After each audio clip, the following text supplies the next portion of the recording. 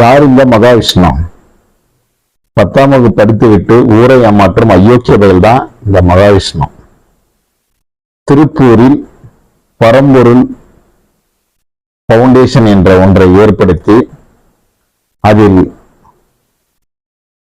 காயகல்பம் வைத்தியம் என்று கூறி லேகியம் விற்று வருகிறவன் தான் இந்த மகாவிஷ்ணு. மேலும் பெருமாள் பக்தர்களை ஏமாற்றி நானே நவீன பெருமாள் அவதாரம் என்று கூறி திருப்பூர் மக்களை ஏமாற்றி வந்துள்ளான். இதற்காக தன்னை சுற்றி எப்போதும் ஒரு கூட்டத்தை ஏற்படுத்தி வைத்துள்ளான். மேலும் சினிமா படம் ஒன்று எடுத்து வந்துள்ளான். கேள்வி என்னவென்றால், சென்னை அசோக் நகரில் உள்ள அரசு பெண்கள் மேல்நிலைப் பள்ளியில் மோட்டிவேஷன் ஸ்பீச் பேசுங்கள் என்று அழைத்து வந்தது யார்? இவனுக்கும் பள்ளியின் தலைமை ஆசிரியர் தமிழரசி அவர்களுக்கும் என்ன தொடர்பு? ஆன்மீக தொடர்பா, அல்லது அரசியல் தொடர்பா, அல்லது கிருஷ்ணகிரி ஆசிரியர்கள் போல ஏதாவது சட்டவிரோத தொடர்பா, சினிமாவில் ஏதாவது முதலீடா?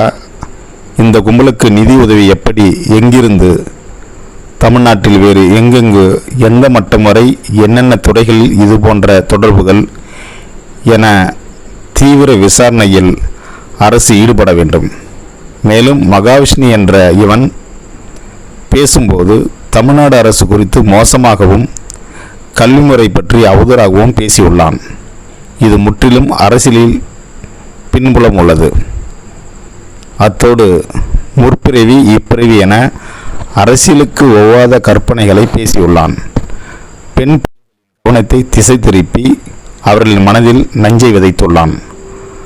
அடுத்த தலைமுறைக்கு மாணவிகள் மற்றும் வளர் இளம் பெண்களான இவர்கள் மீது கீழ்த்தரமான கருத்துக்களை திணிப்பது திட்டமிட்டு நடக்கிறது என்பதை காண முடிகிறது. அசோக் நகர் பள்ளி நமக்கும் அரசுக்கும் ஒன்றை உணர்த்திருக்கிறது. இதுதான்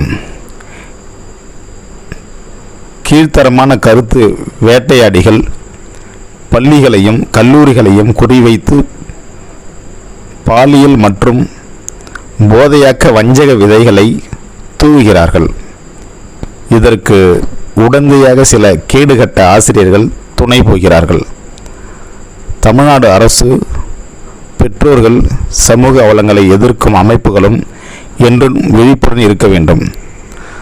தமிழ்நாட்டை மேலும் முற்போக்கு திசையிலிருந்து பயணிக்க கெடுமதி கூட்டத்தை உள்ளே நுழைய விடாமல் அனைவரும் ஒன்றிணைந்து விழிப்புடன் செயலாற்றுவோம். ஒருவன் பள்ளி மாணவர்களிடம் பாவம் புண்ணியம் மந்திரம் என்று மூட நம்பிக்கைகளை விதைக்கும்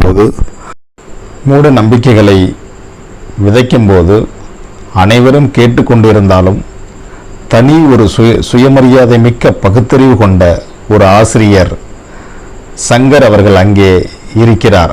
அவர் கேள்வி கேட்பார் என்னும் அச்சம் வருமாயின் இது பெரியார் விதைத்த பகுத்தறிவே ஆகும். ஐயா ஆசிரியர் சங்கர் அவர்களுக்கு மனமார்ந்த பாராட்டுகளும் நன்றியும் தெரிவித்துக் கொள்கிறோம்.